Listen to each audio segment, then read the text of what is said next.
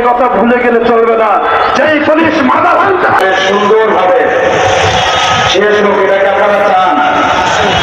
দাঁড়িয়ে থাকবো না, দায়িত্বশীল সবাইকে আদর করে এই ঢাকা চেয়ারগুলিতে বসে। গণভোটকে অবৈধ ঘোষণা করা হলে সরকারের নিজস্ব বৈধতা নিয়েও প্রশ্ন উঠবে। ফরিদপুরের সদরপুরে খেলাফত মজলিসের নাগরিক সমাবেশে এসব কথা বলেন আল্লামা মামুনুল হক। বিস্তারিত দেখুন ফরিদপুর প্রতিনিধি নাজিম বকাউল এর করা প্রতিবেদনে।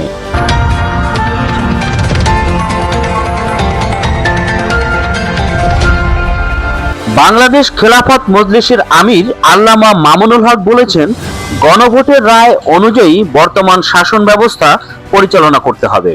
গণভোটকে অবৈধ ঘোষণা করা হলে সরকারের নিজস্ব বৈধতা নিয়েও প্রশ্ন উঠবে। রবিবার রাতে ফরিদপুরের সদরপুর স্টেডিয়ামে উপজেলার খেলাফত মজলিস আয়োজিত এক নাগরিক সমাবেশে প্রধান অতিথির বক্তব্যে তিনি এসব কথা বলেন। জুলাই সনদ প্রণয়ন হয়েছিল দীর্ঘ প্রায় 9 মাস, 83টা অধিবেশনের মাধ্যমে বাংলাদেশের 33টি রাজনৈতিক দল নিজেদের মধ্যে পারস্পরিক আলোচনা করে ঐতিহাসিক জুলাই সনদ প্রণয়ন করেছে। সেই জুলাই সনদ বাস্তবায়নের জন্য গণভোট হয়েছে। এখন আমাদের দাবি হলো গণভোটের মাধ্যমে জনগণ যেই জুলাই সনদ বাস্তবায়নের ম্যান্ডেট দিয়েছে, সেই জনগণের ইচ্ছা অনুযায়ী জুলাই সনদ বাস্তবায়ন করতে হবে।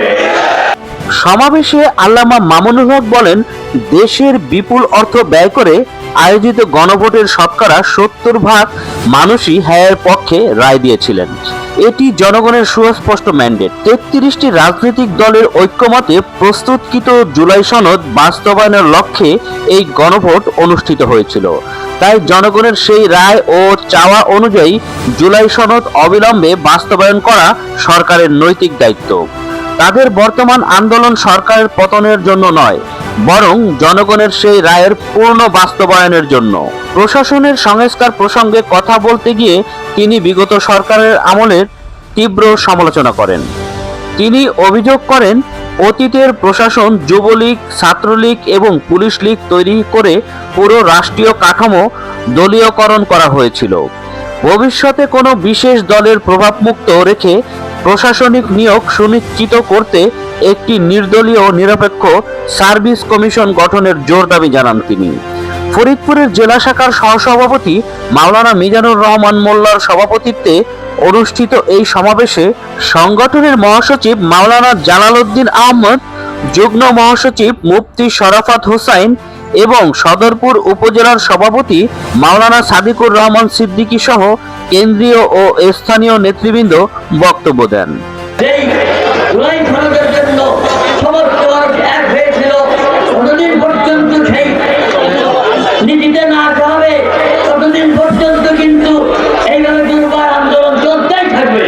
বিরোধী ছাত্র সংগঠনগুলোর উপর আক্রমণ করেছে, বিরোধী দলগুলোর উপর আক্রমণ করেছে।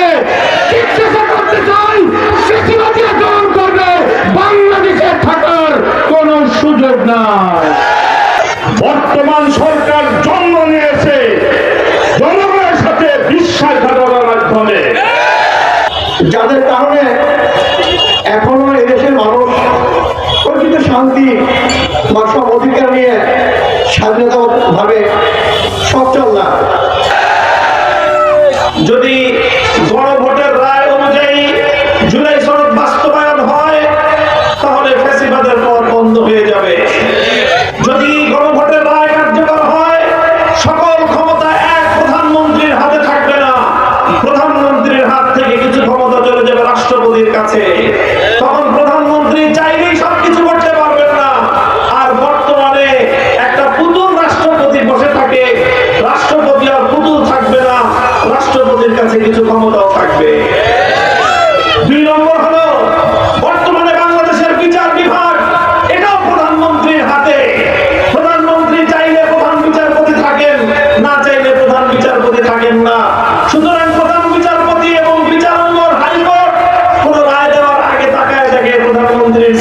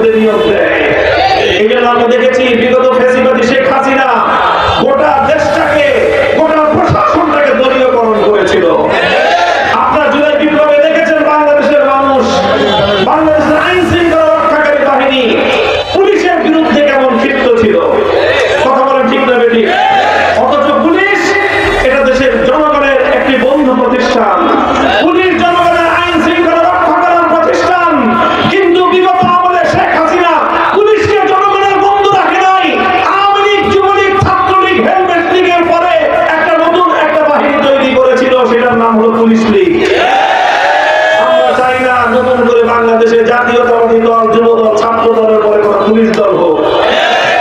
পুলিশ রাষ্ট্রের বাহিনী রাষ্ট্রের থাকবে, প্রশাসন রাষ্ট্রের থাকবে, দলের আনুগত্য এবং দলের অন্ধ অনুকরণ করবে না। এটা করতে হলে ওই নির্দলীয় একটি নিরপেক্ষ সার্ভিস কমিশন গঠন করে সরকারি সকল চাকরি নিয়োগ নিরপেক্ষভাবে হতে হবে।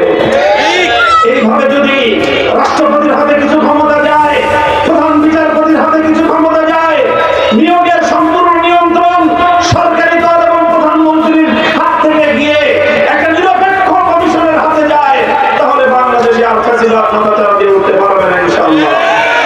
আমরা চাই জাতীয় সংসদে একটি নিম্ন কক্ষের পাশাপাশি উচ্চ কক্ষ গঠিত হবে। সেই উচ্চ কক্ষে 100 সদস্য থাকবে। সেই 100 সদস্য নির্বাচনে জনগণের যে ভোট হয়েছে সেই ভোটের অনুপাতে উচ্চ কক্ষে 100 সদস্য নিয়ে সেই উচ্চ কক্ষ গঠিত হবে। এইভাবে যদি একটা ভারসাম্য প্রতিষ্ঠা হয়, তাহলে প্রধানমন্ত্রী আর সরকারি দল চাইলেই সমস্ত ক্ষমতা নিজের হাতে কুক্ষিগত করতে পারবে না। আর সেই ক্ষেত্রে বাংলাদেশে আর নতুন করে কোনো ফ্যাসিবাদ জন্ম নিবে না। কিন্তু চোরের আসলে ধর্মের কথা। যারা ভোট চুরি করতে চায়, যারা আবার চায় আবার সেই আগের মতো তত্ত্বাবধায়ক সরকারকে নিজের হাতের পুতুল বানিয়ে নতুন করে আবার ক্ষমতার মস্তককে দখল করে বারবার জালিয়াতি নির্বাচন দিবে, যারা ক্ষমতায় থাকবে তারাই আবার তাদের মতো করে নির্বাচন দিয়ে নতুন করে আবার ক্ষমতায় আসবে।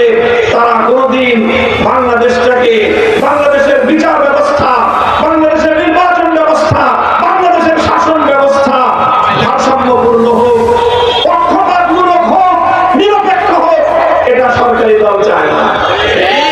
এবার 70% বাংলাদেশের মানুষ এই গণভোটের রায়ে, গণভোটের পক্ষে হা ভোটে ভোট দিয়েছে। কথা বলেন ঠিক না বেঠিক?